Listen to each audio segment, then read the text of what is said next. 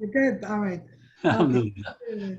So welcome, beloveds. My name is Rashida Rabia, and I'm from Florida. And so thank you so much for joining us tonight. We open our hearts to God's love through the teaching and the beloved of God from CD's book, Conversations in the Zawiyah. The nonprofit Unity, Peace, and Prayer offers tonight's class, and we seek to establish the remembrance of God and awareness of divine peace, love, justice, mercy, kindness, and beauty for all of you and everybody. It gives me great pleasure to introduce our tonight's guest speaker, and that's our brother Salih Kent. Salah is a longtime student of CD and a friend of CD. And then for many years, he traveled the United States and other places with CD. And he offered to read. We always saw him reading CD's books on his side. Salah has worked tirelessly to preserve and share CD's teaching and to fulfill CD's vision of the flag of unity over every house in the United States and elsewhere. Salah's professional life has been very diverse. He's a gifted photographer, a talented magician, and has been extraordinarily successful in business. And he is the author of 5 books, including Healing the Broken Heart. He has much loved throughout the Sufi community. He's very loved among us all. And he's, because of his steadfast commitment to his spiritual growth and our spiritual growth as we walk on this path.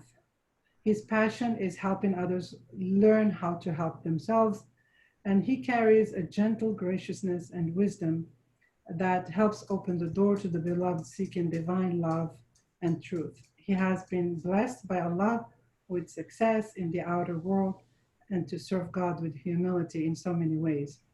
Tonight, Saleh will share with us his unique perspective on exquisite teaching, the beloveds of our God. Welcome, Saleh, and thank you so much for joining us tonight. Thank you. For such a sweet introduction. Hardly recognize myself.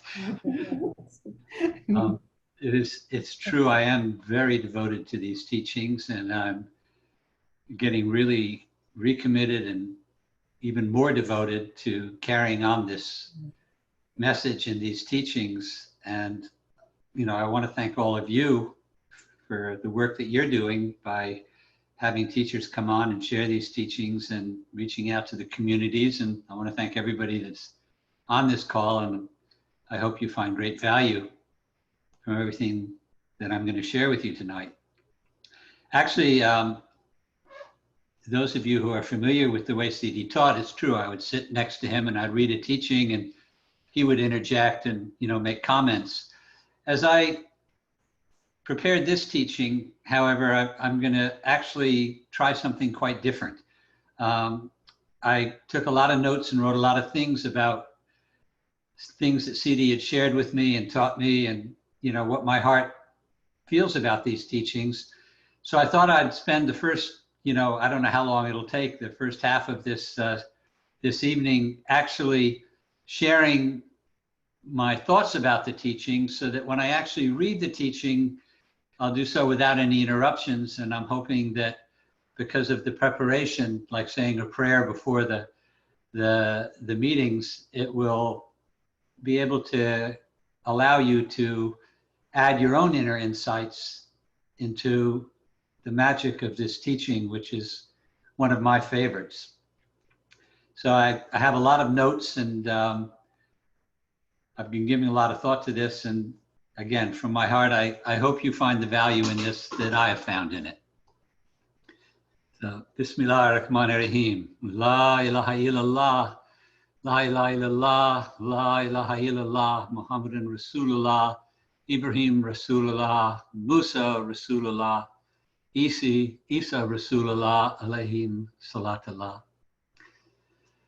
So, beloveds, salam alaikum. Let me get the notes going here. It's really good to be back here. It feels kind of like a second home being with the beloveds. And as I mentioned, I want to change the format here and So I'm going to be talking for quite a long time before we actually do the reading. I think that most of you are familiar with this reading.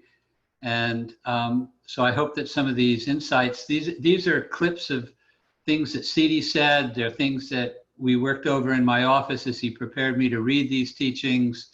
And I just thought, it just felt in my heart it would be good to kind of keep them all together and see how they work. And it's a trial, and I'd love to hear afterwards, from you, and I'll tell you how you can do that, as to whether you prefer to have the teachings interjected in the reading or whether this works for you. So the subject we're going to focus on today is the love and the reading, the beloveds of God. And it's about how a family can become a blessed family. And as you listen to this, I want you to think about what CD teaches can apply to our Taraka as a family. We have some work to do to regroup and to come together in unity, and I have a deep yearning to support this movement into the unity. Just recently, I had some kind of a virus or a flu that had me spending, I'd say, almost a week in bed, which is pretty rare for me. I was feeling so bad and so tired, I couldn't read, I couldn't watch a movie, I couldn't concentrate, so I had nothing to distract me from just lying there feeling and thinking. So what happened is I spent a lot of time going over my life and thinking about, what did I really want to do next? I wanted to, give thanks for all the things that I'm grateful for, but I was really wanting to know what were the things that I was doing that I no longer had passion for. And I wanted to stop doing them and spend the rest of my life doing things, and only things, that I really believe in and that really touch my heart. So I thought a lot about my 4 children, how much I love them, how grateful and blessed I am to have them in my life. And I decided one thing I want to do is spend more time with them. And as most of you know, I spent most of the last 30 years with our beloved guide CD, and sometimes up to 6 months at a time, and with him almost every day, because he'd come to my house and we'd travel together almost every weekend. But he came to my house every morning till like 12, and sometimes it went on till 3 or 4.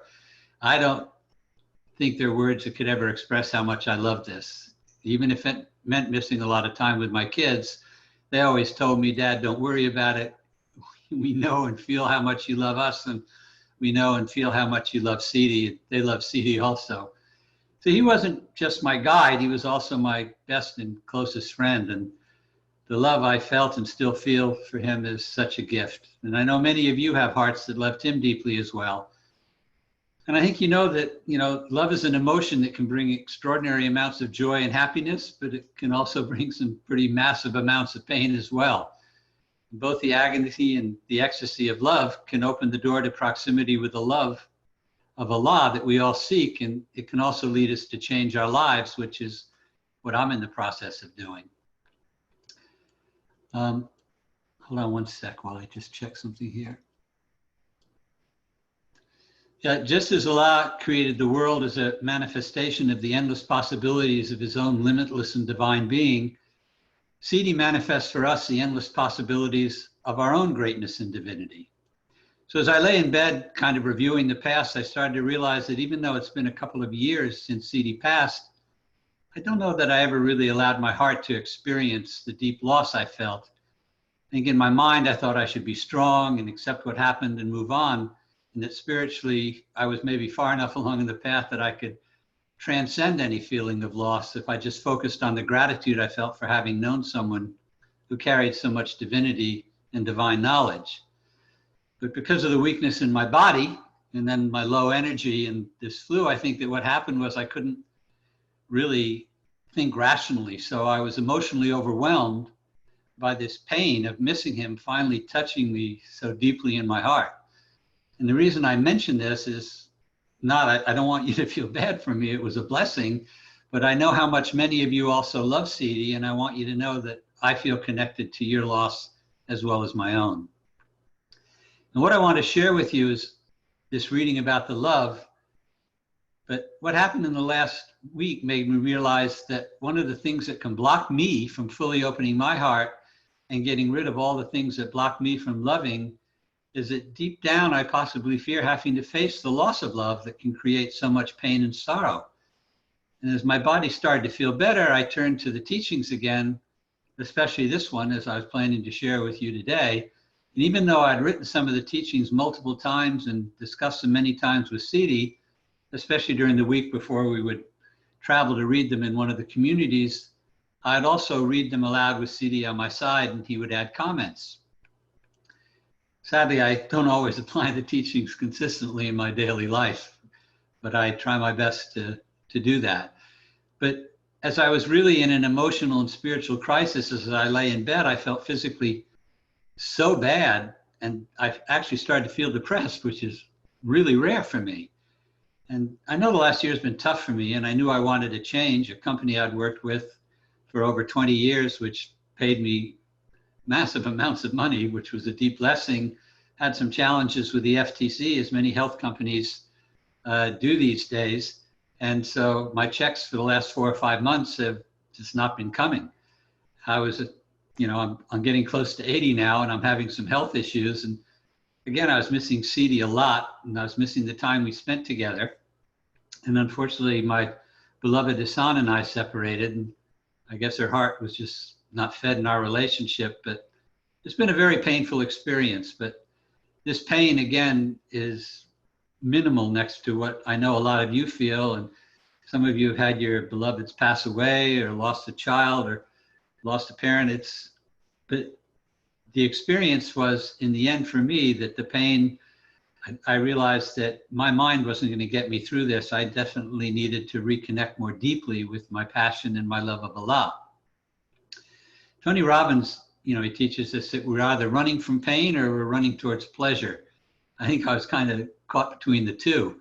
I wanted out of the pain I was feeling, and I wanted to get back to spending my time doing the things I loved, and that was things that were useful and helpful and beneficial for others.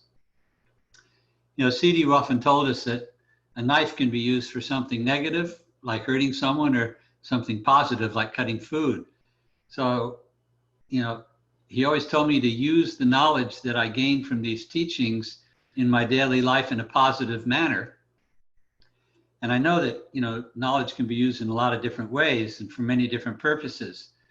And what happened to me is that there are periods in my life that this knowledge, and I'm not proud to tell you this, but it's part of the walking, as I would conquer some of my physical nafs, I kind of let my spiritual nafs become quite strong. And I got, I think, proud and arrogant. And it was a deep lesson for me that these teachings are really for us to learn how to love more and surrender more and be more humble. And inshallah, I've transitioned into doing more of that. And I can tell you from personal experience that the humility works much, much better than the arrogance. I also, feel that when I think about my years with Sidi, the teachings in our community, the strongest thing that I feel is the love I have for all of those things. And it has made my heart want to really be united with all of you on a more permanent basis, because I really believe you're all special, and that each one of you carries something very unique. Individually, we're not nearly as powerful as we can be if we can act together in unity as one body and one mind, one heart, and one spirit. What's sad for me is that all over the world, families are being broken apart. Husbands and wives are divorcing, and war has taken many lives that have shattered families. Loneliness is spreading in epidemic proportions. Maybe we're not as numerous as when Sidi was here, but we still have a core number of people who still love this way, and they still love each other. We still have endless opportunities, before us to keep these teachings alive and to spread them and to share them with other people who are seeking these truths. So here's how Sidi opened one of his talks about the beloveds of God, which is the reading I've chosen for today. On this blessed day, I direct my heart and my soul to my protector, Allah, the Lord of the universe, and may he provide all of you with divine providence from himself and from his generosity. May he provide for your children, your spouses, and your loved ones. May you all be protected with his protection. I also direct myself to him, glory be to him, with his greatest name and by his generous essence, that he may bestow peace and security, protection, healing, care, love, mercy, freedom, justice, and all goodness upon all the creatures in this universe. Now, as I share the next dua, really, you might want to close your eyes and imagine that you're with Sudi, because in a sense, we all are. And I want you to hear his voice, not mine. I want you to see his image and not mine. May Allah rectify and correct the hearts of the corruptors and the oppressors so that they return to do good. May they all become beloved to Allah, loving goodness and raising the flag of good, peace and justice for all people. May he provide the deprived, poor, and the hungry, as well as those who are suffering in the earth, with his peace and with his mercy. May he provide healing to all those who are sick on this earth. May he bring salvation quickly for all humanity, so that they will all love each other and help each other to do good. May he provide those deprived of children with children, good children that'll carry the roses of love, the flowers of love to their parents. And for our daughters seeking husbands, may he give them good spouses, full of love and mercy and helping. And may all spouses be with each other, constructing good, pure families. May he stop them from harming each other. When in the state of argument and fighting, replace it with love so that they become pure, good families, enjoying grace and peace and love and justice. Oh, my Lord, you hear us. You are with us, and we direct ourselves towards you and towards all of the messengers and all of the ketubs and the prophets and the saints. May you bestow repentance upon all sinners and may you open the door to repentance. May you protect husbands from betraying their wives. May you give love only to their wives. May he rectify wives so that they give love only to their husbands, so that none of them will harm or betray each other. May the blessed family be as Allah wants it to be for us, so that we can walk as worshipers, prostrating ourselves to Allah, thanking him and being happy with what he gives us. He will return the family to its complete pure state, enjoying all goodness and not being destroyed, but holding together. Then his words continue. This is today's subject, learning how a family can become a divine, blessed family. Healing the family is part of the divine healing. It's within the divine command and within the way that Allah taught us through his prophets. This is the true healing. And the true healer is the true Sufi, who is keen to follow the instructions of Allah, caring about his family and children and never betraying them. Yes, you must keep the covenant you took together. You gave this covenant to each other at the time of marriage, and Allah witnessed it. Now, I've spoken before about this, but I wish to renew my talk and to clarify it. Before I read the teaching, I still want to share some ideas that I hope will help you to make the words of the teaching manifest as something that is really useful in your daily life. Sidi would usually make, as I mentioned, his comments by interjecting his thoughts into the reading. Sometimes I would say 3 words and he'd talk for 5 minutes. He often said he could write a camel load of books just about the 2 dots over Bismillah. There is a deep wisdom in the words that he chose to use to teach us. And as I said, for this lesson, I decided to share all of these thoughts before we started, so you could enjoy the uninterrupted flow of the teaching. And I'm hoping that these thoughts and ideas, some of which are Sidi's words, will allow you to have a deeper understanding. As Sidi talks about the family and living together as a man and wife, think about us as an extended family. We have, with our taraka, a divine gift. Sidi visited us for 20 or 25 years, often spending 6 months at a time to help form our community. You know, he would speak to 250 to millions of people every Friday when he was in the Holy Land. But he chose to come here because this was the calling that Allah gave him in his heart, and he could not do anything other than follow Allah's orders. He said that we're all his children, so we are all one family. And it's not uncommon to have frictions even in the closest of families. But when the love is real, people can transcend the friction and return to a sense of unity.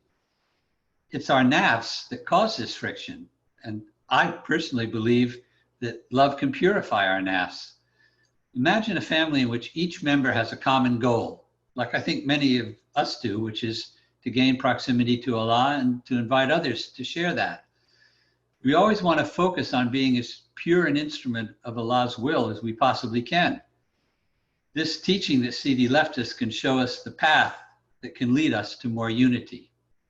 We've not lost the leader of our way, just his body. You know, death is not the end of life, it's a part of life. And we still have all these remarkable teachings to learn from. And it's by following these teachings that CD became who he was. Energy is going to usually run along the path of least resistance. If you want to change the way you walk through your house, you might have to move a couch so you don't have to go around it. And if we want to change the way energy flows through us, we have to change things that are within us. So we have to discover our path to proximity, and then we have to unblock those things within us that are standing in the way. And for me anyway, the path to Allah has always been one that's under construction. CD said this is a hard path, but it can also be the shortest. There's a short Sufi story he shared with me one day. He said, you know, once a student said to a dervish, "All I ask for is a small dwelling in paradise." And the dervish replied, "If you could just display the same contentment with what you already have in this world, you would have found ultimate bliss." You know, we are so blessed with these teachings. There's so much deep contentment that we can find within them. It really can be our paradise here on earth and prepare us for a better paradise after. I really all want you to experience this contentment with the gifts that CD left us. Now I want to share a personal moment with me that was life transformational, and it's an illustration about how powerful contentment with what we have can be, and how love can unblock our hearts and help us out of a lot of pain and misery. I shared this story many times on different videos, different teachings, but there might be some new people, and I hope that those of you who know it don't mind my repeating it. But I think as a lot of you know, this was before I met CD. I've been going through the breakup of a marriage with the mother of my 4 children, which had been, you know, I think over 20, 25 years. And I was really in a deep depression. I was trying to hold my family together, and a friend once said to me, because it lasted for years, the sadness and depression, that it was the longest bull ride he ever saw.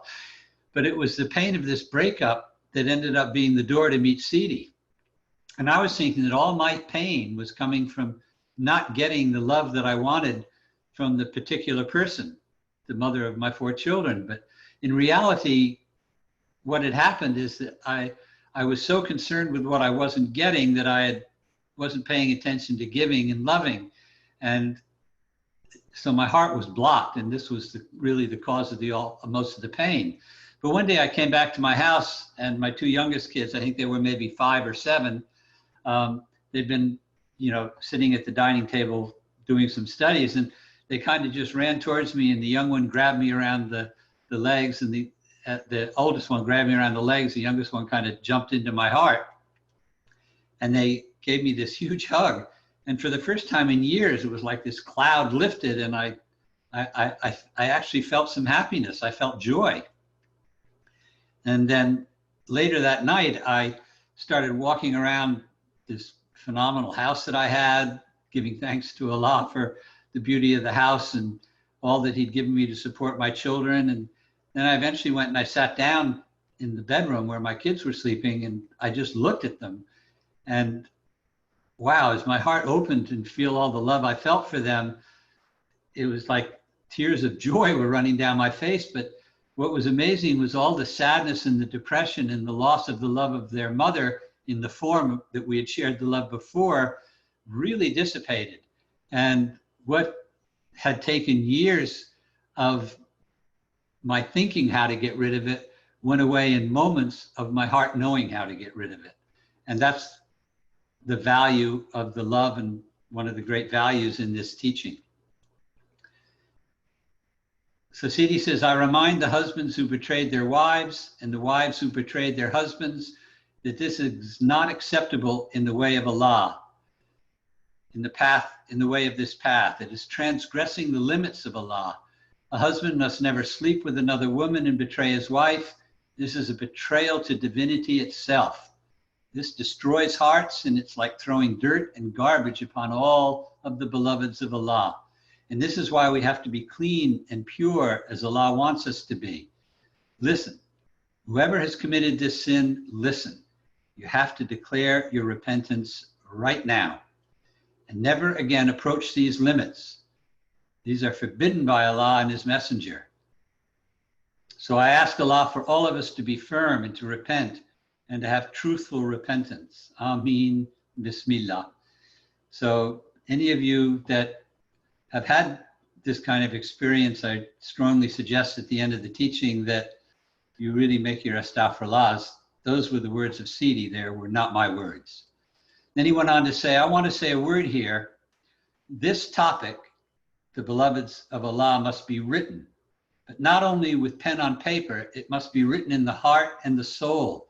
It must be visualized and actualized on the earth and in your life. Whoever betrays the covenant, Allah will repulse him, and he will be like a repulsed devil. Bismillah. Beloveds, open your hearts and your spirit. For Allah, He speaks for me now. Bismillah. Now, I'd like to interject something here that Sidi taught, which was to purify your intentions, not just your actions. This is more subtle, so you have to see your intentions as they arise. But if you learn how to do this, it will save you from making a lot of mistakes and having to do a lot of astaghfirullahs afterwards. So some final thoughts before the reading. I think that our higher self comes out when we're facing adversity, because we feel the need to change our habits and to work our way out of the difficulty. So setbacks can be a sign or a signal to rearm yourself with a new plan or purpose, just as happened to me over the last few weeks. A negative mindset and self-doubt can be the primary obstacles to success. So again, I hope that whatever I share adds value to you, to your faith, to your accessing more and more proximity. I hope that there's that prayer, may our eyes be touched to see, our ears to hear, our hearts to understand. God loves us so much, He shines His light on the just and the unjust, causes rain to fall on the just and the unjust. God's grace emanates from His love for all humanity. Signs are prophetic indicators that emanate from the character of the culture of the times that we live in. Our culture is impacted by how we spend our leisure time. And one of the reasons I believe so much in all of you is I see you spending your leisure time studying these teachings, and then a lot of the rest of your time helping others. You are living lives of service. And I believe there's no finer path to Allah. And may He bless you all abundantly for all that you do in this domain. You know, mountains are made up of specks of dust, and our life is made up of small actions that add up. How much we give of ourselves to Allah, how much we surrender, how much gratitude we offer, how much charity we offer, how many laws of Sharia we follow, how much work we do to open our hearts to give love to others and glorify Allah, how much service, how much awareness of Allah that we carry in important moments, not just when happy. You know, can we love Allah when we are challenged? Actually, for me, the more I'm challenged, the more it makes me aware of how much I love Allah. One of the things about principles that I've learned is that they carry kind of broad and basic truths that require wisdom and judgment and discernment. You know, times are changing because people are changing. Precepts are easier to follow because they're usually more black and white. You know, like a stop sign doesn't leave much doubt as to what you're supposed to do, but when it says yield, it can be a bit more ambiguous. And scripture is like that. You know, when it says give and it shall be given, it doesn't say how much to give or how often. It kind of leaves it to your appreciation of the value that you get when you give and to your wisdom and judgment. Fortunately for us, zakat helps us with the mystery of how much and when. So another prayer I love is, "Oh Allah, give us light in our heart and light in our tongues, light in our hearing, light in our seeing, light in our feelings, and light in every part of our bodies, light before us and light behind us. Give us, we beg you, Allah, light in our right hand and light on our left hand, light above us and light beneath us. O Lord, make life grow within us and give us light and illuminate us." The Prophet's prayer of Allah was, "Grace us love of you, Allah, and to love those who love you and to love whatever brings us closer to you, O Allah. Make your love more precious to us than cool water to the thirsty." As many of you know, when Sidi left the dunya, I think that for all of us close to him, there was shock and sadness and a feeling of tremendous loss. And I know that my life changed radically, and I'm sure many of yours did. I relocated to Florida and I went through a number of changes, and by my own choice, I kind of distanced myself a bit from the family of beloveds, yet I still stayed close to, Sidi's sons and some of the beloveds. I was especially close with Mahdi, and I'm going to talk a little bit more about him later. Then one day I was traveling with my daughter Tara from Florida to San Francisco, and I ran into Ibrahim on the plane. You know, Ibrahim's one of the beloveds that's responsible for changing so many lives. And then Bianca, I don't know if you all know Bianca, but she's one of the treasures who are part of our family, and she works with Ibrahim, called and said that Ibrahim was coming to my area, which was Tarpon Springs, and could he stay with me? Of course, I was happy to say yes. What was incredible was that I had put my house in the market and was moving from Tarpon, and he decided to move to Tarpon, bought a house there. And then Salima called, and she was coming, and we all decided to get together. And then Kamala was also going to come. She didn't make it. I can't remember whether the planes didn't fly or she didn't feel well. I don't remember exactly why, but she didn't come, but she was with us in spirit. But so they came to my house, and we started talking about working together, and the love was just, at least for me, was really woken up in my heart, and we really connected closely. And I want everybody here to know without a doubt that I fully support the work that they're doing. You know, Salima and Kamala, who are co-presidents of the Sufi University, have joined with Ibrahim, who runs the University of Spiritual Healing, and they're working together to continue and teach and promote these teachings. They have built a membership site, and I'd like all of you to please become a part of this membership site and support it. It can be found at www.sufi.net. It's a minimal charge, but you will get maximum benefit. But more than anything, you will be supporting the work of the leaders who are really carrying on this legacy. And if we don't collectively unite and support these kind of things, what really worries me is the communities are going to end up dissipating and people will gravitate away from the teachings. And I know that it would be really pleasing Sidi to feel all of us united and being together. And as the membership site grows, there's going to be great teachings available there. And you can learn about some of the classes they teach, such as advanced Sufi walking. And the classes are bringing new people to the Tariqa as well. And they're helping students to dive deeper into Sidi's books and to learn how to use these teachings and to gain more proximity and understanding. The university is now being done in Safety Harbor, which is not far from Tampa, and a really, really beautiful locale. And again, I really hope that you will not let the school just go without your attendance, because we need more students and we need more collective unity. And I'm going to keep, hounding on everybody until we get sufficient enrollment so that we can continue and continue with Sidi's legacy. Ibrahim told me that his heart wants to reach 1 million people, and I am 100% with him, and I'll be talking more about this a little bit later. But ever since I discovered Sufism, I have always thought of it as knowledge of God through the heart. And I was deeply affected by all the teachings based on opening the heart and allowing the experience of love to guide me. I do want to share a few more thoughts that I think are going to help before I finish. Because this is really a teaching that C.D. read often. And it's one that I talked a lot about with him. And I found that in my life that when you get layer upon layer of congruent information, it allows you to accept something as an idea that is truthful and that you would like to try to apply to your life. Here's something C.D. wrote. He said, fruit is produced because it receives the symbol of love, the water of Allah. It is the same when you receive the guidance of Allah. Your spirit will be revived if you listen to the message of love and peace and compassion, mercy, justice, and freedom.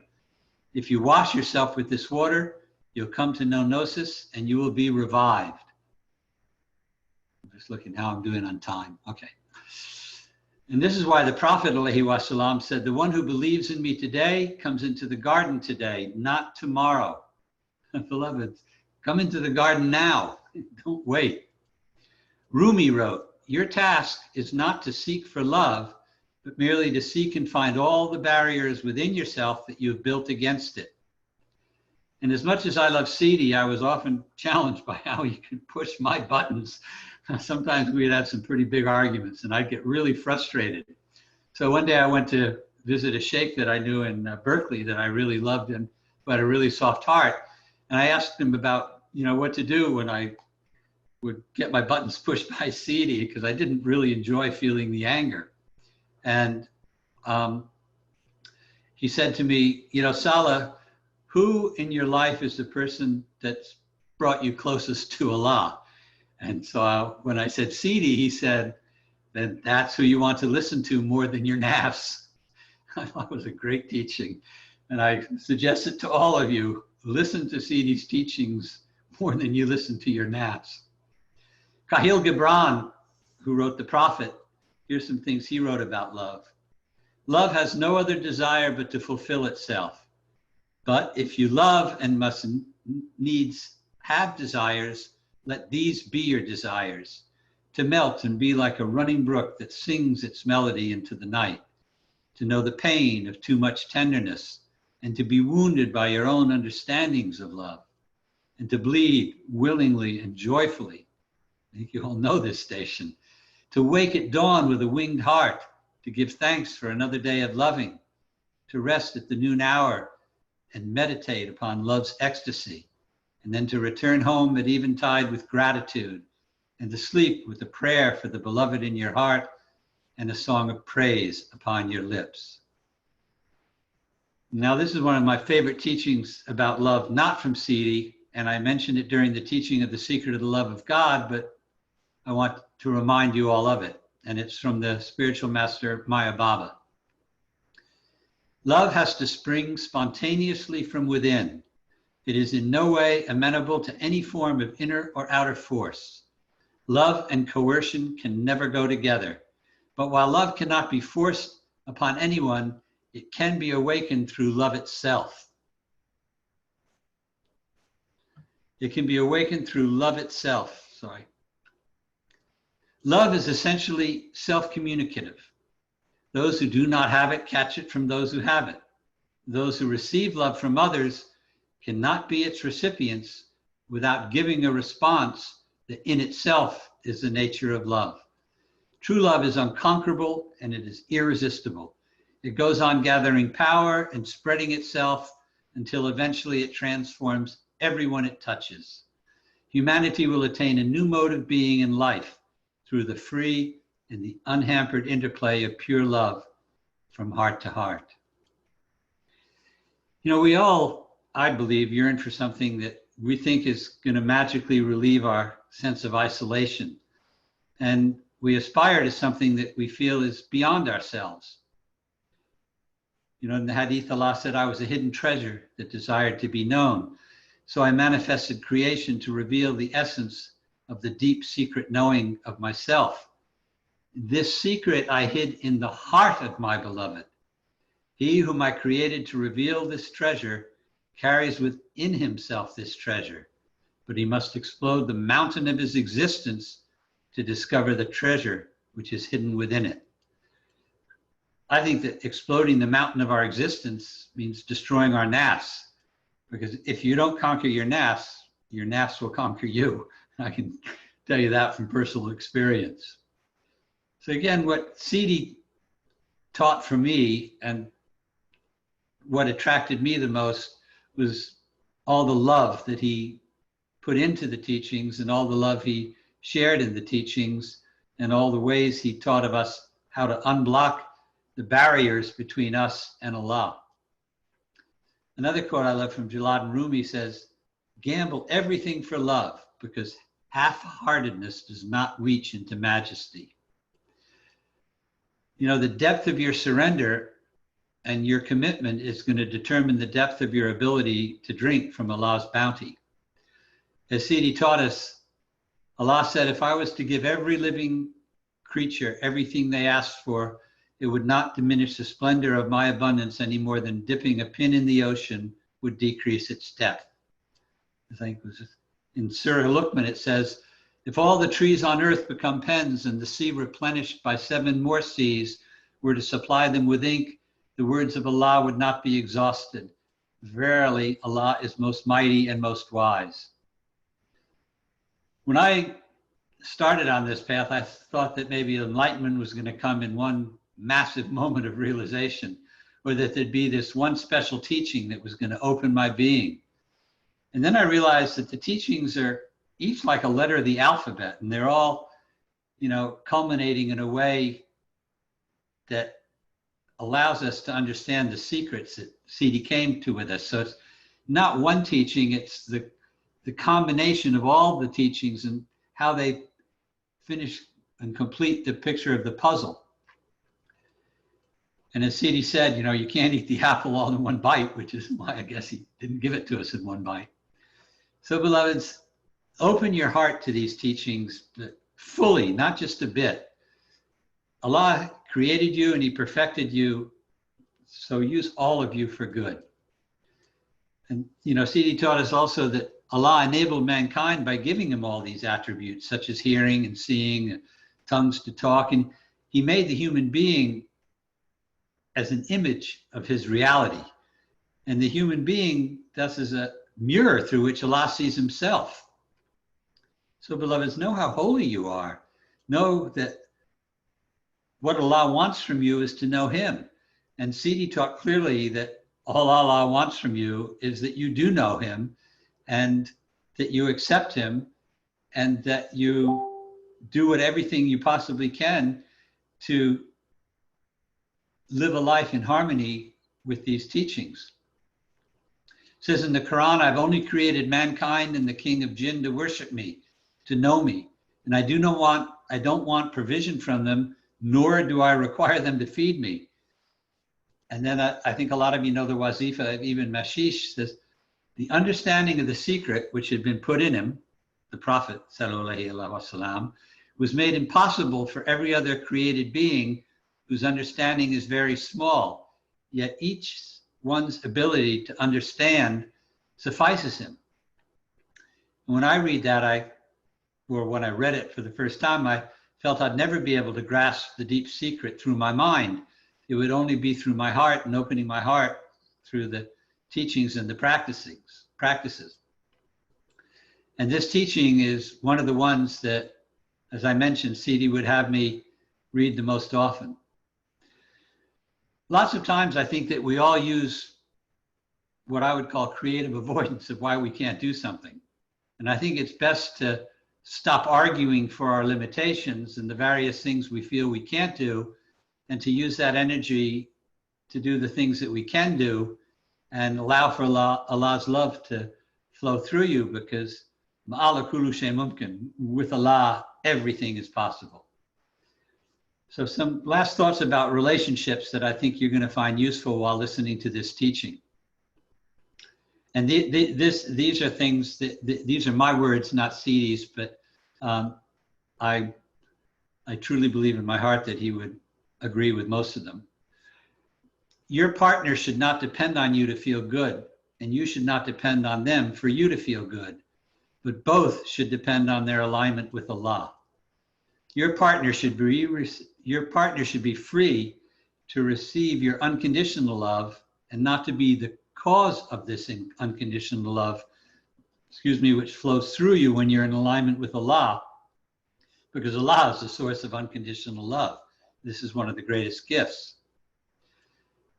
I think that living in a conditional relationship lures you away from your connection with Allah, because Allah's love is a constant and I would have to say uninterrupted stream that is full of mercy and compassion when we're in connection with it.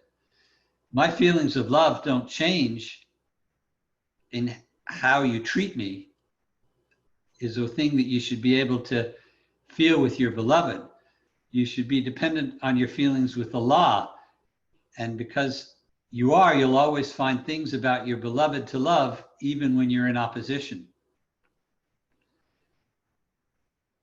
And I think when we're receptive to Allah's love, we can love another with everything that we are. And if you focus on your beloved with all that you are, and when you focus on all that you are, you can find value almost everywhere you look. With Allah's love in your heart, everything you can look at, you can see that this is Allah's creation, or at least allowed into Allah's creation. It has the wisdom of Allah, because Allah could change everything in a moment. So my feeling is that you want to find your happiness and love from a place of happiness. And then the alignment will escalate and it will become more and more powerful. And I think the pain comes when we're out of alignment. And the pain creates a contrast which allows you to realize that you need to reconnect with Allah. You know, a little hunger before dinner can make a good meal, but too much hunger goes on for too long, and it can be a challenge. Being out of alignment for short periods isn't the problem. Being out for most of your life, that is a problem. Think about a trampoline. Up and down are part of the process. You can't get the bounce up without going down. So, Allah loves you even when you feel disconnected. That's why you feel bad, because you're feeling separation. And Allah loves us no matter what. And we should give ourselves this same break. You can talk about, why the drought is unpleasant and attract the rain. But if you want something, focus on the why and not the how, because the why is going to hold you longer in the momentum of your desire. The how will take you out of it. Take responsibility for how you feel, and all of your when you take responsibility for how you feel, then all of your relationships will blossom. And when you see everyone as perfect and that they're Allah's creation, when you see all the possible good in the person, that is where you should focus your love and your attention. Your partner shouldn't be the reason that you're happy or unhappy. Your connection to Allah should provide this. So keep your connection to Allah as the source of your love, and make your partner the object of your love. Don't depend on them to source the love. Instead, let Allah be the source. So, beloveds, I hope I haven't overwhelmed you with all this long intro, and I hope you found it helpful as you listen to what our beloved CD wrote. And now I'm going to start to read the teaching. Beautiful. This is the beloveds of God from the fruits of the tree of life. Sidi Sheikh Mohammed Saeed Al-Jamal Rafai. Bismillah ar-Rahman ar-Rahim. I want to speak about the prophets and the Father of the Light, and how all the prophets lived with their wives. Listen, beloveds, with the ear of your heart, my sons and my daughters, to hear what I say, because this is a very important subject. This is from the order of God to speak to you about how to live with a husband and wife as beloveds of God. I have given you many subjects before to help you to know yourself, to find the key to open the hidden treasure within you, the hidden treasure inside you. And after you've walked in the way and lifted the veils of darkness to see the light of God, he brings you to a step higher to see him in the face of your beloved. The understanding of God and all that his love means to you is completed by the sharing of the deep secret love with another, because it is putting the essence of all the teaching and all the books, all the sciences, and all that God has given you into manifestation through the love you share with your beloved. Everything before has been a preparation for seeing the light of God in the eye of your beloved. You've cut through many stones in your way, for the world is full of darkness and troubles.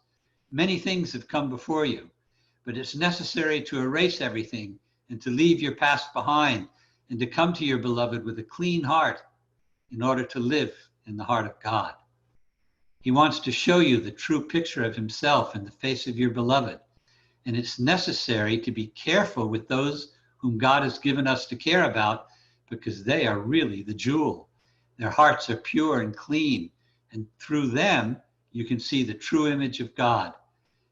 You share a love whose depths cannot be fathomed, because it is the love of God. His secret is in the love. It's important for you to care for your beloved as if you were caring for God, to speak to your beloved as if you were speaking to God. And at every moment, you stand facing God, and God is your beloved. You must be polite with your beloved and give your whole self to this love. Now, sometimes God manifests through your beloved as the Jamal, the beauty, and sometimes as Jalal, severity. Well, that's ever true. He who cannot accept both is not in the unity, because he is manifesting what he wants you to see of himself. That's Allah wanting you to see himself. So give the love to your beloved, and it will change the darkness to the light, the Jalal to a garden of love. Care for your beloved and make each word and action contain only the love of Allah and his polite. Understand what God wants from you in every minute. What he wants is for you to be the father and the mother, the sister and the brother, the wife and the husband to your beloved, to be everything at any time. Do not search for your beloved in any other place, because he holds all the qualities of God. And you also are the beloved of God. There is no separation between you, because you both carry the soul of God. Allah does not make a difference between her and him. She does not make a difference between him and her. They are one. There are no numbers in the truth. From the picture that I've given you, and from the religion of your soul, the soul of God and of the guide, send mercy to your beloved, because in this giving, you're sending mercy for yourself. Life in the marriage of beloveds is for each to be holy and to care about one another. This marriage is like a holy tree whose roots grow deep into the earth, and the earth is the heart of God. So how do you nourish this tree? You nourish it by giving it love and clean water, water that has been cleansed of all the troubles of this world. It's necessary for the tree to grow strong in order to give shade to all the lovers of God who are beneath it. So when nourished, her roots will grow deep into the earth, becoming all the qualities of God, covering the universe with his essence. This is the tree of life, and it's necessary for it to be nourished with the love of God. Then it will give the holiest of fruits with his permission and have the sweetest flowers, because it comes from one source. Surround her with love and clean water. How do you do this? By helping each other in the way to remove all obstacles that come before you and letting nothing stand in the way of this love. The heart of your beloved is like a glass, and it's necessary to take care of it so that it will not break. And when it breaks, you've broken yourself. You've misused its care, and then God will take you from his garden. The heart of the beloved is a jewel, and so there are responsibilities for caring for this heart. Your time together as beloveds has 3 parts. The first part is to yourself. The second part is to your wife or husband, and the third part is for your children. And from all of this, you can give to your mother, your father, your sisters and brothers, for all these parts are for God. And if you walk straight and you give your whole self for the love of God, then he will give you a life of happiness and peace. What more could you want? The husband is like the father of the universe. But first, he begins in the home. His example is like the earth, which anyone can walk upon and take what they want. Its soil is the ground of love. You stand strong as a source of love and understanding in the family. Behind the strength is all the mercy of Allah. God has made him a captain of a ship to provide for the family. His wife can come to him at any time, and he gives her the love and the caring of God. He is the He is the support and the strength of the family, maintaining the home in balance. The way of every prophet has been to help his wife, not making a difference between him and her. She is his equal. The father of our light, the Prophet Muhammad, Allah may bless him, send him peace, was helping his wife with everything. He cleaned, he cooked, he sewed, he brought water from the well, brought coal for the fire. He played with the children at home. And this has been the way of every prophet. God says, know your wife is your mirror, and through her reflection, you can see yourself. And if she remains in your heart, you can see me through the eye of your heart, but only if you care for this heart and send her love. And yes, my son, when your work is finished, and if she is not finished, it's necessary to help her with what is needed. The responsibility of a husband is great. He must provide love where love is needed and help without being asked. He must keep peace in the family and know that there is no kingship in being a captain. The wife is not a servant for her husband, nor the husband for the wife, because both are slaves for Allah. And if God is your beloved, then you are slaves for each other. And if you treat her as a jewel and appreciate everything that is done as if it were coming from the hand of God, then she will be happy and not turn outside, and she will keep the home as a loving garden. The wife is the mother. Not only are her family her children, all the world are her children. She is a fountain of love, showering the world with her water.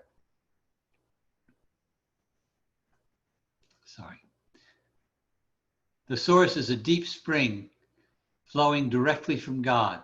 She has the love to give without asking anything in return and without holding anything back, because her giving has no end. She knows that the caring for her family is the expression of her love for God, and anyone can come to her at any time. She gives patience and understanding without end. Her home is kept as a place of beauty, and food is prepared as if her Lord were a guest for dinner. She is the most precious of jewels. She must only open the jewel inside her. And this jewel is hidden within the deepest valley, holding all the wisdom and the love of God. And if she reaches this valley, then she will know the meaning of the love she gives. When she speaks with her husband, she must know that she's speaking with God, that every word is a prayer. And it's the same for him, because everyone is the face of God. And if anyone is not polite with this reflection, then he is not polite with God. If a husband feels that his home is a garden with a loving wife, he will not turn outside. He will feel peace and happiness in his heart. And it's necessary for every child born from this holy marriage to see only light from the beginning and to grow up in a happy home that is full of love. Teach him the meaning of courtesy. Teach him politeness towards his mother and father. Don't leave them to follow their own impulse. Guide them in everything. For if they're left to follow their own impulses, they're going to feel the troubles of the darkness. And then God is going to ask both the parents why the child was left on his own. And it is also from this message to not give the child after he has grown up to anyone who is not from the family of God. Others do not know the meaning of politeness in the same way. In the religion of God, the woman is like a jewel, and it is necessary for the man to drink from the cup of her wine, because its essence is the deep secret love of God. My sons and daughters, if you knew what God has given to you, you would not do anything to break the heart of your beloved. The key to living a life with the beloved is to give each other what each needs. And I'm sure that if everyone does all that I've said, he will live this day in the garden. He will feel peace in any place and in any religion. For this message knows no difference between people or religion. There is no life like this life, because you live all the time with God and you pray all the time with God. So I send my voice to all the world, and I carry everyone in my heart. La ilaha illallah. Ameen.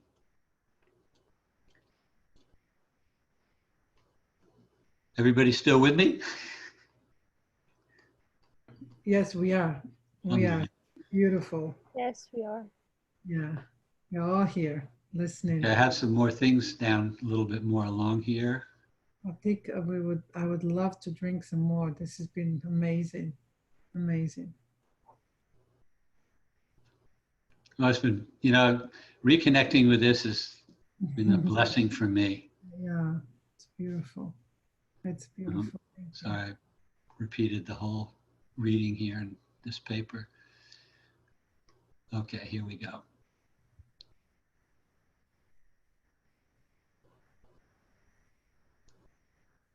We're getting here. Mm-hmm. Some of this might be repetition from above, but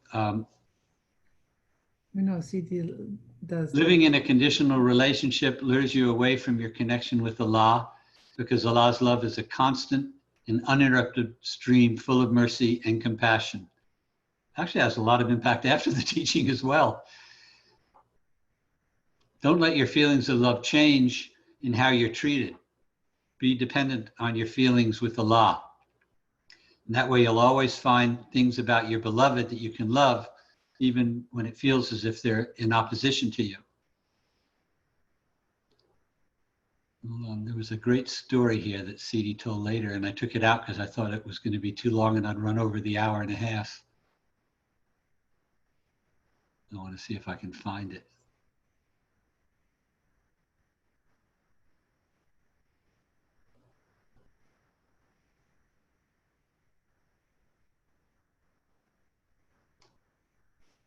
Give me a minute and I'm going to switch screens here and see if I have it at another.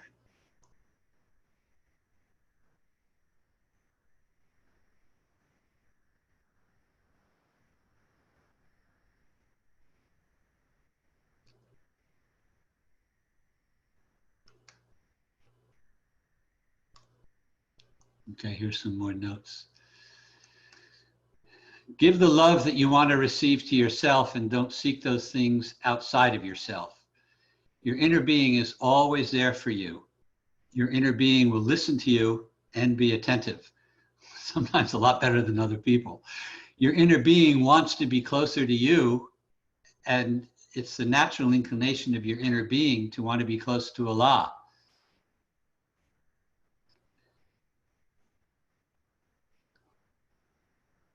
That might be one of the reasons you're not finding the relationships with other people to be satisfactory for you, because you might need to develop more of yourself first.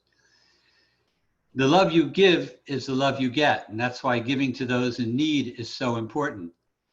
Those that go seeking for love, this is a D.H. Lawrence poem. I love this poem. He wrote Lady Chatterley's Lover. It's called Search for Love. Those that go seeking for love never find love. They only make manifest their own lovelessness. Only the loving find love, and they never have to seek for it. So God is always there for you. So don't ask this of anyone else. I think it's really good to free yourself of needing someone to be in a certain way. And it's not useful to think that someone else is your reason for living or your anchor, because this can also make them a ball and chain. Free them and free yourself from needing them to behave in a certain way. You can't get from where you want to be by being mostly aware of what you don't want. That is really, I think, an important thing. I'd like to repeat it again.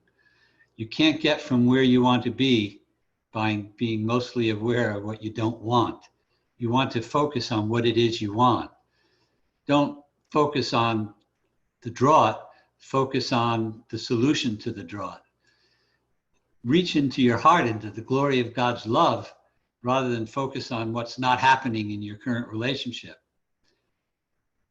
When you access the gift of the divine relationship, what happens, it's going to fill your heart till it's overflowing. Then gratitude just comes like in a constant flow. And the more gratitude that flows from you, I think it just escalates your sense of well-being.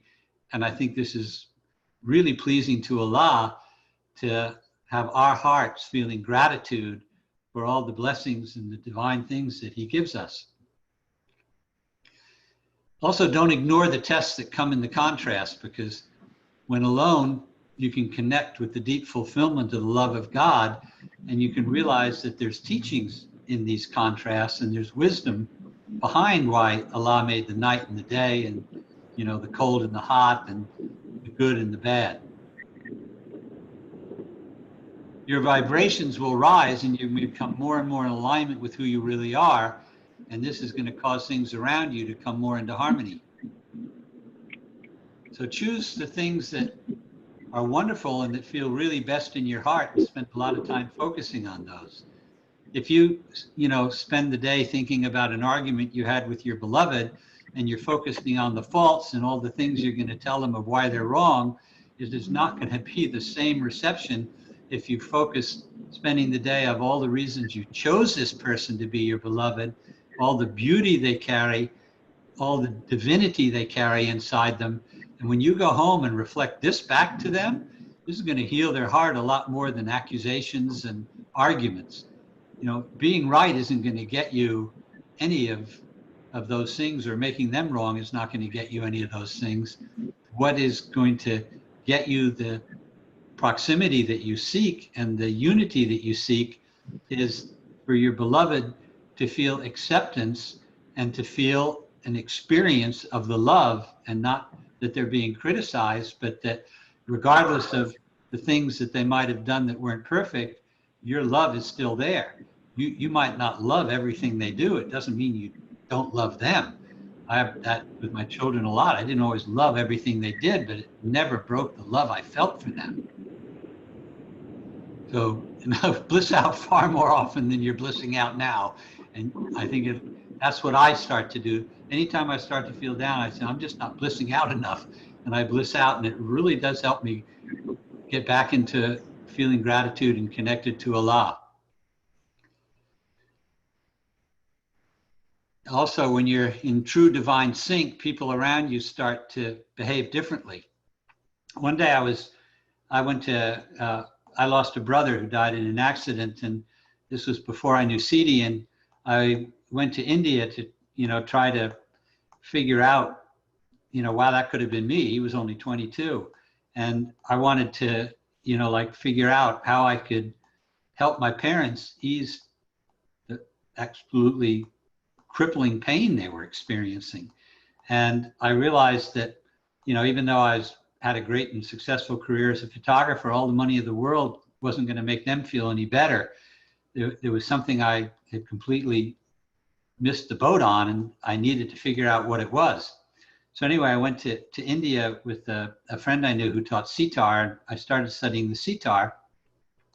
And one day with him in Paris, we went to a teaching by a yogi called Dhirendra Brahmacharya, and it was really, really cold outside. So when we got into the apartment where the teaching was, my friend had a terrible time trying to get his sitar in tune.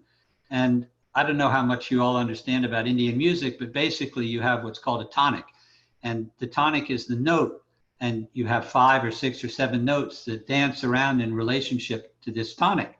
Some ragas only use 5 notes, some use 6, but there are rules of how you can, you might be able to get to a certain note forward, but you can't get to it backward from a note that's above it. You have to go back to the beginning, and so on and so forth. So the tuning of that first string of the sitar is really, really important.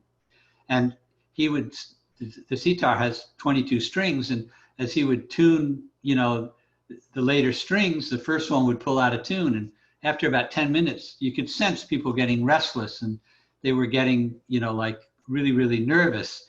And Dhirendra Brahmacharya gave a teaching. He said, beloveds, if you are out of tune, everybody that you come in contact with is not going to make a harmonizing note. He needs to have this tonic harmonized so that his music creates harmony, and so that he touches and harmonizes with your heart. It was a really beautiful teaching. So let's see, where was I here? You can't get to what you really want by taking constant note of the faults of your partner. When you push against what you don't want, you make it bigger. One thing I've learned that, if there's no guarantee when you leave a relationship that you're going to leave to something better. So how to improve your relationships. Make your commitment to your relationship with Allah more important than your commitment to anyone or anything. If you're dancing on a table outside of your relationship with Allah and she joins you, then wait a sec. If you're dancing on a table outside of your relationship with Allah, then, so what it's saying, basically, if you are dancing outside of your relationship with somebody else, as Sidi mentioned, that you are going to end up probably looking for a new partner. Better that you stay connected to your divine and resolve your issues, because your divine holds all the potential to be all women, and you as a man hold all the potential to be all men for your beloved. Can I be Sidi? No, but can I give a taste of Sidi to my beloved? I hope so.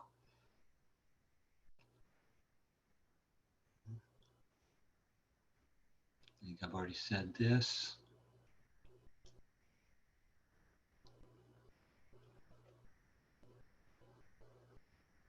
Yeah, I'm saying, here's a note about not supporting each other when either of you is out of sync with Allah. It's better to stay in sync and to give an expression to them of being in sync with Allah that they can harmonize with. And then you can invite your partner to come and play with you where everything is feeling good.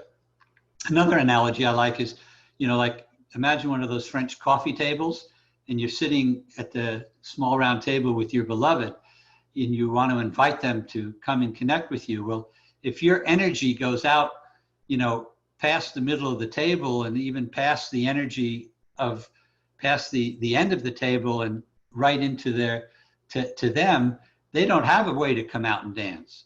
So you need to give the love, but you also at the same time need to create a space that allows them to come meet you somewhere in between, and that's where you'll find the unity. Practice the feeling of being in harmony wherever you can by doing things you love. And then while doing those things, go deep into the feeling of the love for your partner and get familiar with that feeling. So what I'm saying is, like we all have, I think, certain things we love to do.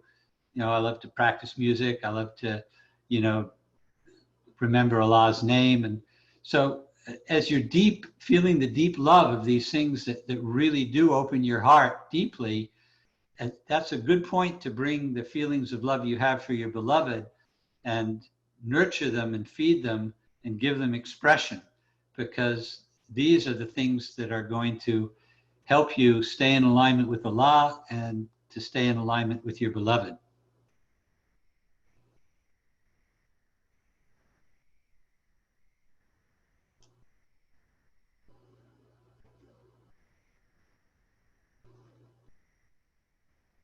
Have a loving feeling full of gratitude and well-being and joy and expansion and deep connection and appreciation and total well-being and oneness with the eternal giver of everything good. So that was just a note I made here. When you are with Allah, your partner doesn't need to stand on their head to please you, because your relationship with Allah is so essential to your well-being that it's not dependent on them standing on their head. Renewing peace between two aggrieved parties surpasses ritual, praying, fasting, and almsgiving. I can't remember. Oh, I think the Prophet, Prophet Muhammad sallallahu alaihi wasallam reported this by Abu Darda, a writer who registered hadith.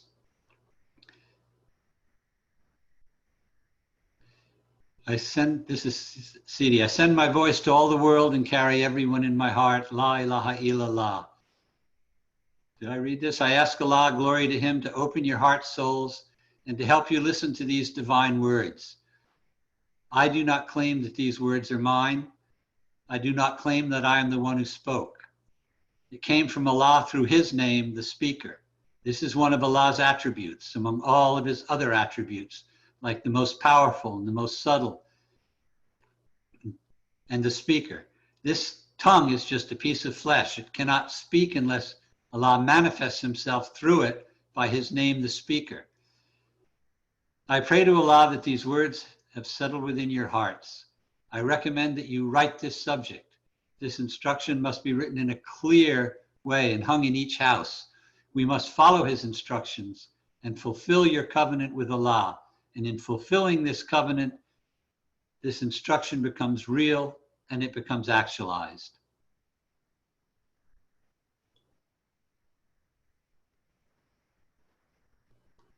Hold on. See what else we have more. Here's a beautiful dua. Praise God who pours his aid upon his beloved ones as a special allotment and reward, quenching their hearts from the drink of oneness with love and purity, revealing himself to inner hearts in glory and beauty, gracing them with gifts of proximity in contemplation and union. May we witness the true reality by means of the true reality. Oh, we ask you, Allah, to keep helping us to open our hearts and be a vessel of the deep secret love, to be so in tune with what Allah wants from us. So in tune with what Allah, sorry, it skips here. With what Allah wants from us, that others are drawn to open their hearts to you, Allah. I want to read that again because this is something I really believe is important for the future of our tariqah. Be so in tune with what Allah wants from us that others are drawn to open their hearts to Allah. Please protect our friends and our family. Sorry, one second, just move something a little bit more.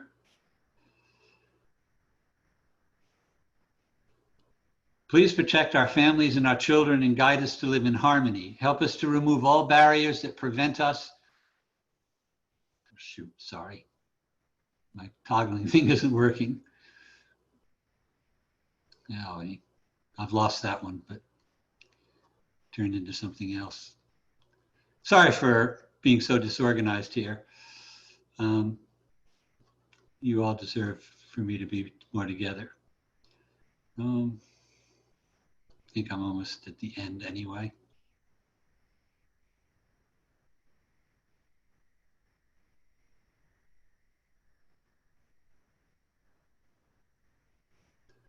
Sorry, this is back to the whole teaching again.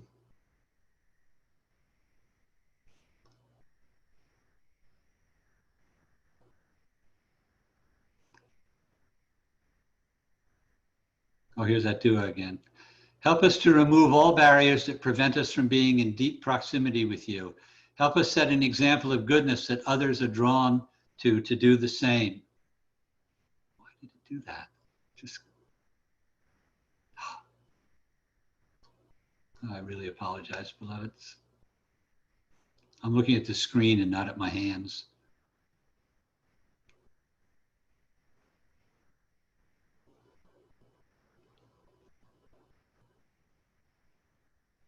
Salah, you're doing great. Thank you. Amazing. Beautiful. Thank you, thank you. Please have some mercy with yourself. This is a dua I took from a book that a lady gave. Let me see. Okay, here we go. Praise God who pours his aid upon his beloved ones as a special allotment and reward, quenching their hearts from the drink of oneness with love and purity, revealing himself to their inner hearts in glory and beauty, gracing them with gifts of proximity and contemplation and union. May we witness the true reality by means of the true reality. We ask you, Allah, to keep helping us to open our hearts and be a vessel of the deep secret love, to be so in tune with what Allah wants from us that others are drawn to open their hearts to you, Allah. Protect our families and our children. Guide us to live in harmony. Help us to remove all the barriers that prevent us from being in the deep proximity with you. Help us set an example of goodness that others are drawn to do the same. From our hearts, we thank you, Allah. We thank you by allowing the love in our hearts to grow and expand. And we thank you for teaching us the eternal truths that lead to peace and to justice and freedom. Amen. I thought I had the name. This was, I think, from a book on essential Sufism or something. It was a lady mystic. Well, so beloved, thanks for sharing this time with me. I really hope it's helped you and that you find a lot of value. I again apologize for some of the disorganization, but I'm not used to doing these things over the computer. It's It beautiful. But was again, perfect. It couldn't have been any other way. Yeah, it could have been. Thank you, Salih. It was beautiful. No. But really, again, I just want to repeat, I want you all to go to www.sufi.net and check out the membership site. We It got says wait list on it. I went there while you were talking. Well, It says, okay, wait list. yeah, I but signed- doesn't it ask for your email? Yeah, I gave it. Yeah, sure. Yeah, that's just, I think they want to have more connections and let you know more about what's going on. Great, But great. also, you know, as I mentioned this year, you know, I spent that week in bed and I've decided to really change and transform my life. And I've actually invested in a coaching program because I'm going to more or less focus on coaching. And Wow. the program I bought is actually about coaching businesses. But one of the main reasons I want to do that is because I believe that so many of you beloveds have practices that can use some business help. And what I'd like to do is help you, you know, augment your business by 50 or, you know, double your business and make life easier for you.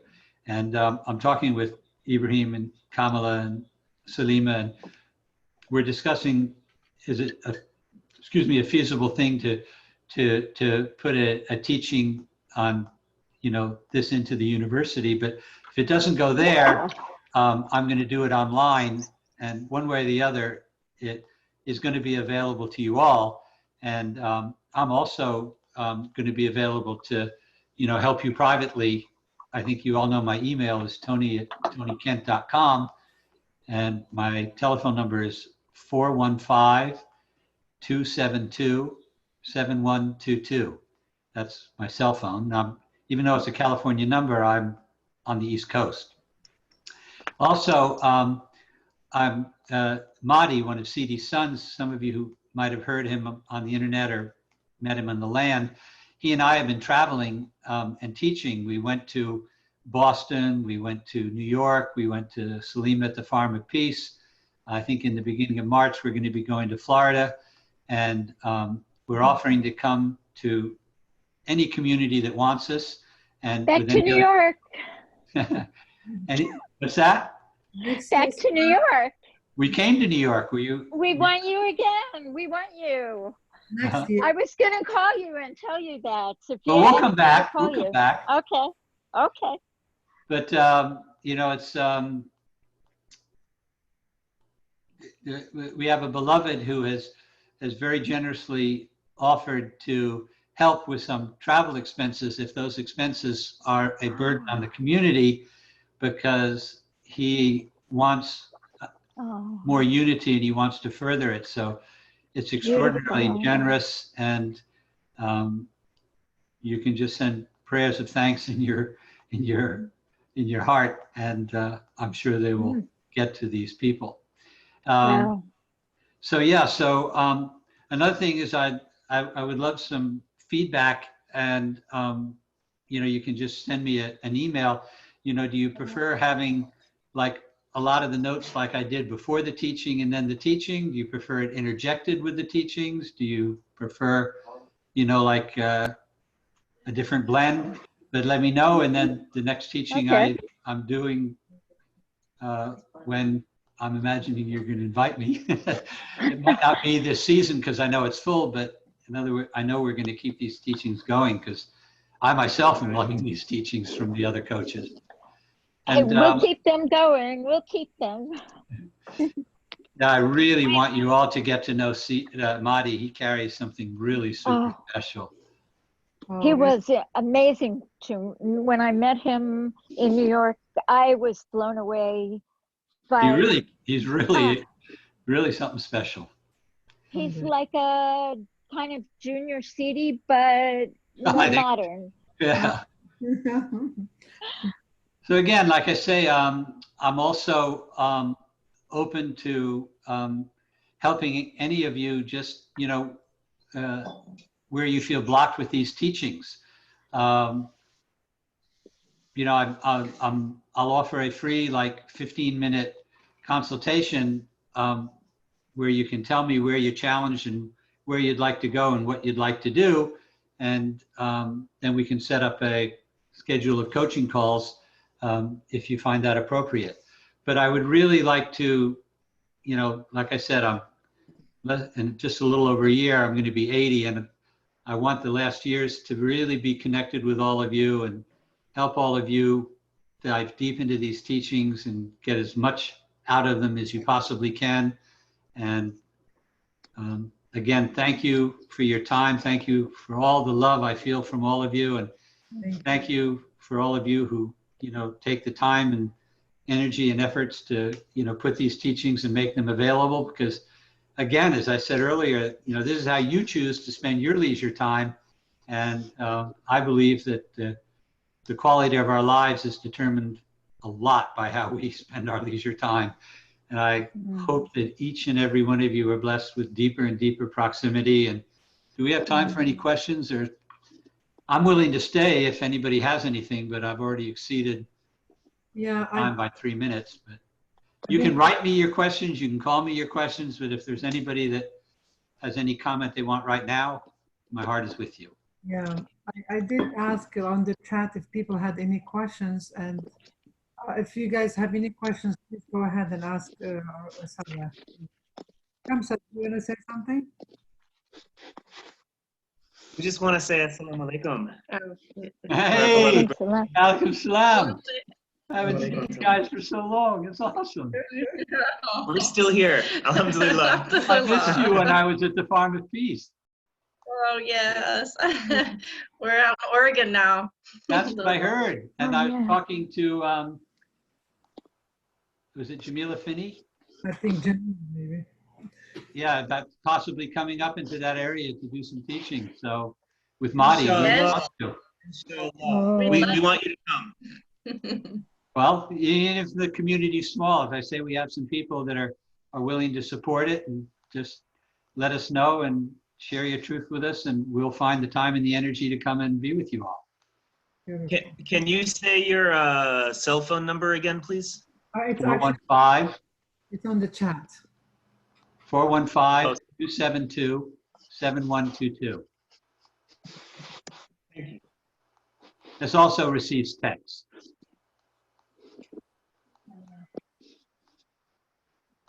There's another one.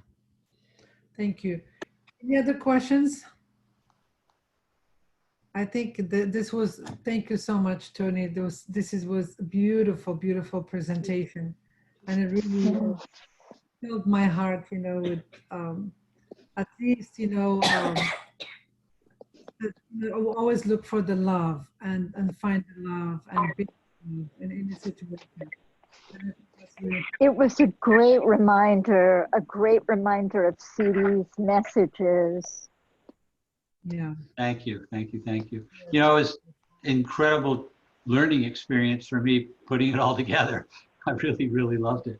And, I'm excited to continue teaching and sharing and learning from all of you because, as I said, sometimes these teachings can tend to make you feel that, you're a little more holier than some of the people we run into in life. But I realize it's much more valuable to focus on how these teachings can make you humble and be dust under everybody's feet. Yep. Yeah. They're right. They really That help, was, they help us really look for, it's like more work that we have to do on ourselves. It's a process to change and grow. Yeah, right. In line with Allah. That's well, anybody that could, send me a few testimonies in an email too, that they would allow me to use for the promotion of my, future coaching business, I would really appreciate that. Absolutely. Yes. Just a few sentences is really good. And if there's a picture with it, great. And if you have it in your heart to do a video testimony, but whatever's in your heart, I would really appreciate it, because I think testimonies are a way for people who don't know you to get to know you and to know, like, and trust you. Beautiful. I can't believe I'm starting a whole new business. But, Oh, well, you just want to go on and be useful. yeah, Allah gives me a lot of energy. Alhamdulillah, Rabbi. Great. That's so great. Thank you. And I hope you guys will really, really do what you can to support the, the Sufi Net and to support the school and the university, because we really need to keep this going. I know that this is what Sidi would want. He would want, and the school is not as before. Don't let the past determine your future. Some of the new classes are phenomenal, phenomenal. They're very advanced. They're very deep, very, phenomenal people coming. And I think that I can't think of a single person that wouldn't get some benefit about sitting in one of these classes. So you can also, I know, attend the classes by Zoom. So they need our support, beloved. They're struggling. The finances are struggling. And here's one more thing that I'd like to close with. We used to send a lot more funds to help the poor and Sidi in Jerusalem and this was very, very close to Sidi. And we have not had those funds. And so if you want to go to shadleycenter.org and, make some kind of offering, everything that comes in the next 5 days, we are going to be sending to Jerusalem. And there are some serious situations there. Even $10 will help. And so that is something that would touch my heart deeply, and I know that would touch Sidi's heart deeply, because this is why he came here for so many years, was, to be able to help the people over there where the suffering is so immense. And I know that there's so many causes you can give to. There are so many beloveds in this country, but just for the next 5 or 10 days, if you could find it in your heart to give something to help Jerusalem. Tony, once I was complaining to Sidi about my insurance and all of this, and he said to me, these people in Jerusalem, they don't have insurance. You must help them. It's true, he said that. So One time, it really moved me. Yeah, well, they don't have insurance. They don't have jobs. They don't have anything. Yeah. And now that Sidi's gone, and Huria, who used to give all her monthly money to the poor, that was his first wife, before Halima. They're really hurting over there. One day, Sidi gave me an example. He put, $20 in my hand and said, close your hand on it. So I made a fist. And then he held a $100 bill above it. And he says, you see, I can't give you anything because you haven't given that $20 away. So, Good example. Yeah. Believe me, beloveds, with what happened in my business, I am, running on empty, but I have absolutely every faith and belief and trust in my beloved Allah that this is just a temporary situation, and there's great wisdom behind it all. So however bad you think your situation is, I'm sure that there are people over there that are even worse situation and that could really be helped. And as our beloved said, they don't have insurance, they don't have Social Security, they don't, most of them have jobs, they are some people truly, truly hurting. And so from my heart, I ask you if you can give. Thank you. Thank you so much. And with that, beloveds, I wish you. Can we say the Fatiha? All right. Okay. Bismillah ar-Rahman ar-Rahim. Alhamdulillah Rabbil Alameen. Ar-Rahman ar-Rahim. Maliki Yawmiddin. Iyyaka na'budu wa iyyaka nasta'in. Ihdina siratal mustaqim. Siratal ladhina an'amta alayhim. Ghayril maghdubi alayhim. Waladdallin. Ameen. Amen. So much. Thank you and salam alaikum. Everybody say goodbye to our brother. Thank you, My dog is beloved. saying goodbye to you. Thank you so much, beloved. Salam alaikum. Alaikum. Thank you so much. Salam alaikum. Hey, beloved, will you send me a recording of this? Yes. You Thank you. Ma salama. Ma salama. Bye.